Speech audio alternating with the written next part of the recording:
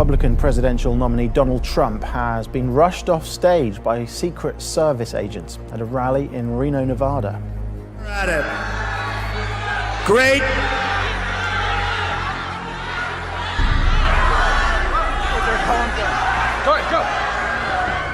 Donald Trump was just giving a speech at the convention center here in Reno when all of a sudden he stopped talking. It was a pretty dramatic pause as two Secret Service agents rushed onto the stage, grabbed him, pulled him back behind the curtain as apparently there was a commotion in the crowd as this was going on. Now, Donald Trump was pulled back to safety. He later came out and addressed the crowd. But meanwhile, the man who was in the crowd that got the attention of security, well, the cops rushed him, pounced on him, quickly arrested him. Witnesses tell me the man had something in his hand. Somebody said he's got a gun, and then people got scared. They grabbed this gentleman in the crowd and he started to struggle. And then several men with full military regalia came out. And then I stood back and took my video of him and watched them take him away from the audience. Preppers are running up sales of emergency survival food in case of an election night doomsday. Keith Bansimer, VP of Marketing for My Patriot Supply, a manufacturer and seller of survival food, said while sales for long-term food typically see an increase around natural disasters and elections, this is more intense than what we saw in 2012. During the previous election, his company saw sales double. For this election, it's triple. He said, "We have everyone we can on the phones. We are overwhelmed." Purchases at other long-term food supply companies are up as well. In year-over-year sales, emergency preparedness online store The Epicenter reports a 6% uptick. Runners loading up on carbs to fuel their bodies for the 26.2-mile TCS New York City Marathon tomorrow. But along with the traditional trays of pasta this year come concerns about potential terrorism and what may be the tightest security ever that's giving marathoners some sense of safety.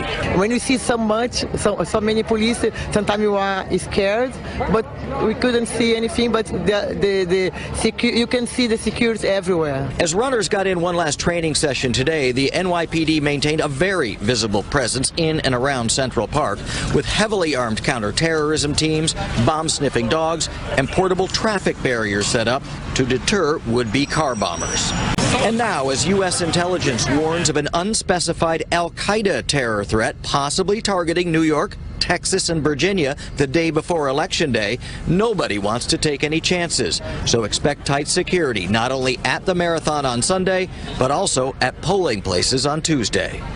We're learning about a security scare outside the White House Saturday afternoon. Mark Albert is there for us now. Mark, what do we know? Jamie, just after 1 o'clock, the Secret Service noticed a man walking on Pennsylvania Avenue just right out here in the northeast corner of the White House, wearing a mask and carrying a gun in a holster. When they confronted him, a struggle ensued. They took him down and placed him under arrest. He is being charged with committing a crime while wearing that mask, firearm without a license, carrying unregistered ammunition, and resisting arrest. Now, we don't know what this mask was, but just about an hour before this incident, just south of the White House, there had been a Million Mask March, and that is held on November 5th, which is Guy Fawkes Day. Guy Fawkes was an activist, a revolutionary 400 years ago in Great Britain who tried to blow up Parliament. These days, some Occupy protesters and other activists have adopted that mantle to protest the government. But again, we don't know what mask this man was wearing. President Obama was not here at the White House at the time. He was golfing in Maryland. On Saturday, Prime Minister Dmitry Medvedev said in an interview that Russians fighting in Syria in anti-government ranks have issued a warning about possible attacks when they return home. In the interview, Medvedev told Channel 2 about the thousands of Russian citizens fighting in Syria. He said that these completely brainwashed people return home as professional murderers and terrorists, and we don't want them to stage something similar in Russia after their Syrian stints expire.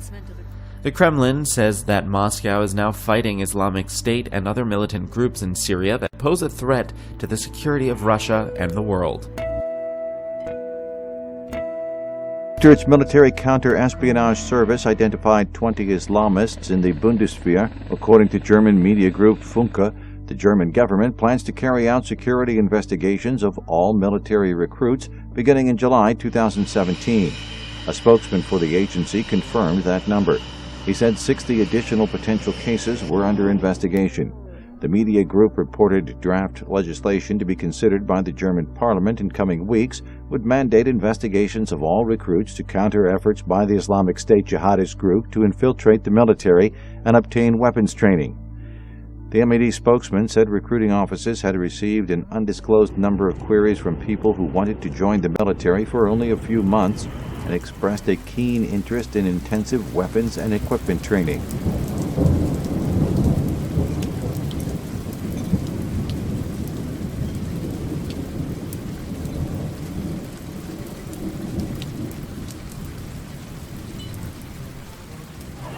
Police fired tear gas to stop hundreds of protesters marching towards Parliament in Nairobi.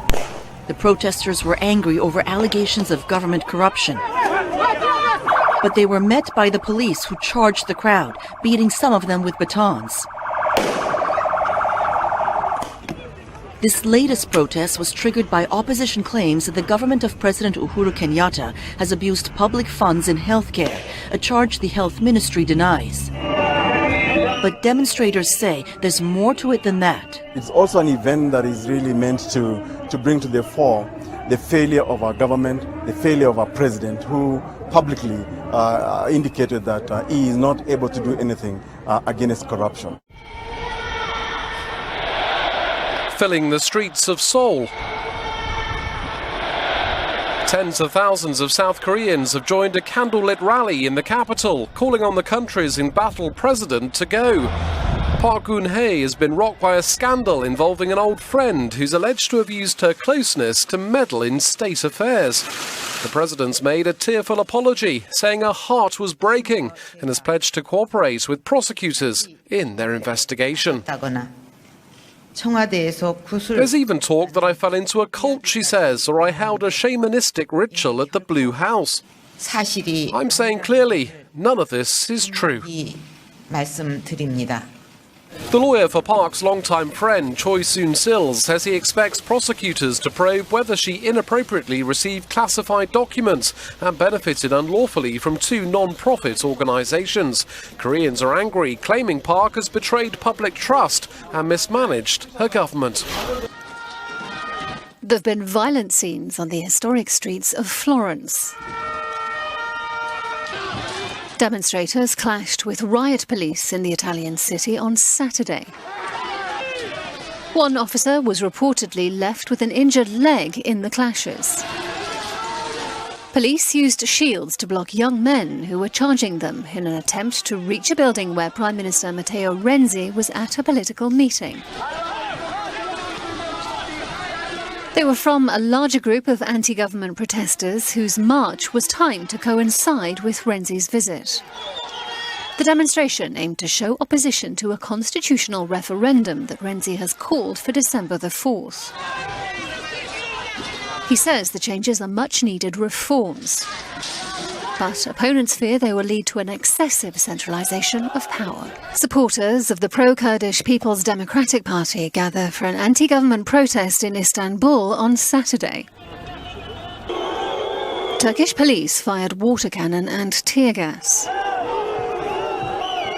Hundreds of protesters were trying to march to the Cumhuriyet newspaper after several staff were arrested. Eyewitnesses say tear gas filled some streets in the Sisli neighbourhood of Istanbul.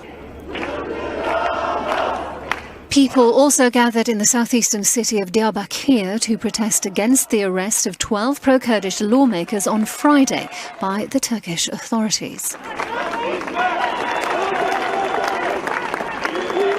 More than 6,000 Kurdish supporters demonstrated peacefully in the German city of Cologne. They criticised Germany for not doing enough to stop Erdogan's government from detaining and suspending officials, including judges, teachers, police and civil servants in the wake of a failed military coup in July.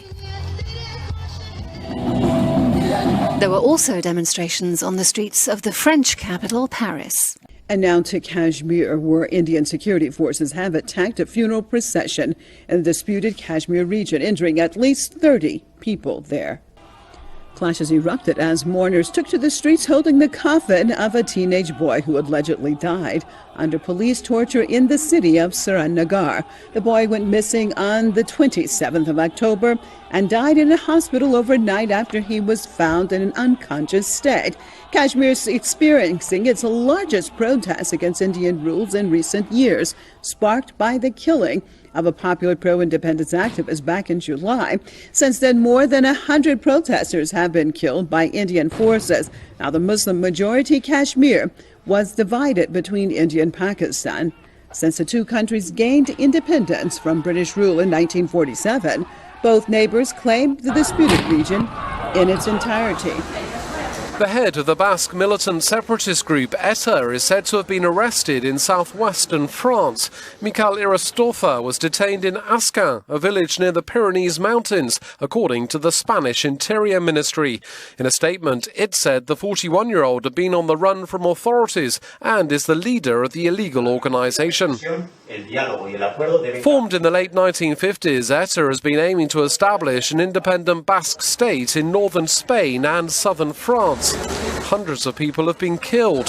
Scores of ETA members have been arrested in recent years. The group called a unilateral ceasefire in 2011 and pledged to turn in its weapons.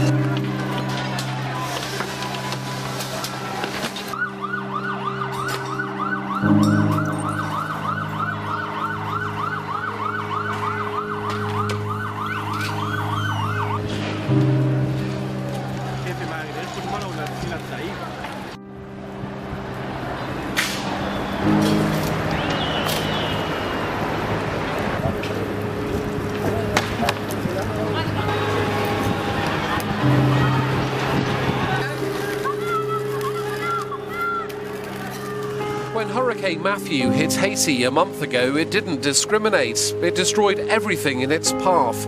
Now, amid growing anger over help for victims, anger over aid has brought protesters out onto the streets. A teenage boy was recently killed during clashes. The Category 4 hurricane killed as many as 1,000 people, according to estimates. It wiped out crops, led to a spike in cholera cases, and left tens of thousands homeless in what was already a fragile country.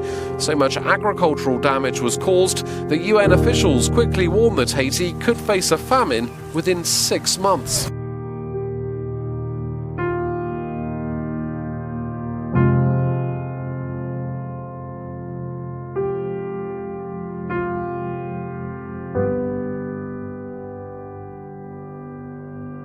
This is not the Friday evening rush hour in Maracay. It's the long, tedious wait for gasoline. At the end of the line, one of the few stations currently selling fuel. Across the city, we found most gas stations closed. Workers told us supplies here started becoming intermittent last week.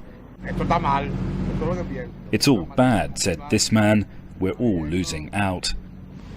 Neither the government nor the state oil producer PDVSA has given an official explanation for the shortages, but it seems problems at local refineries, including in the supply of imported additives, lie behind this.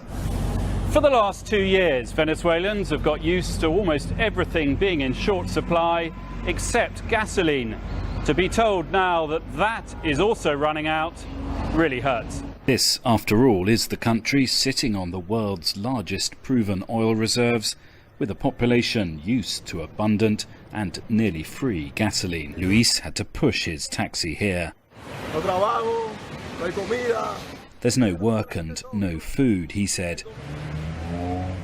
Venezuela's problems do appear to be mounting by the day, as its entire economy runs on close to empty. Egyptians woke up to the news of an increase in petrol prices. The country was aware of a 5-year plan to reduce subsidies on energy. But coming a day after the devaluation of the Egyptian pound, it was a huge surprise. Predictably, many are not happy. I'm disappointed. Prices are already expensive, but now it's worse. We are in a tough condition. It's more of a burden on us.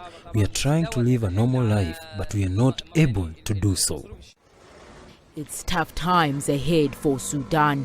The country has scrapped fuel subsidies and increased electricity prices by about 30%. The Sudanese pound has been plummeting in the black market. Khartoum wants to ease the economic and financial situation in the country. Government will now reduce its expenditure and save hard currency reserves. We are suffering unjust sanctions that targeted our economy.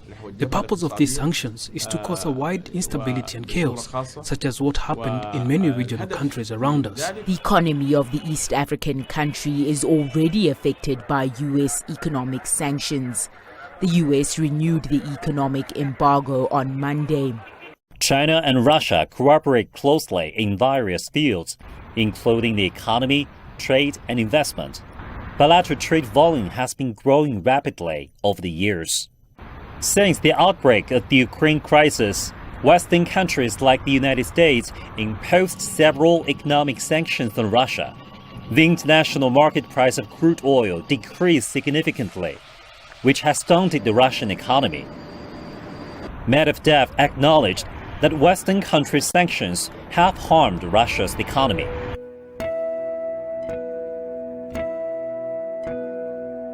A strange and beautiful sight greeted locals in the Gulf of Ob, in northwest Siberia, after thousands of natural snowballs formed on the beach.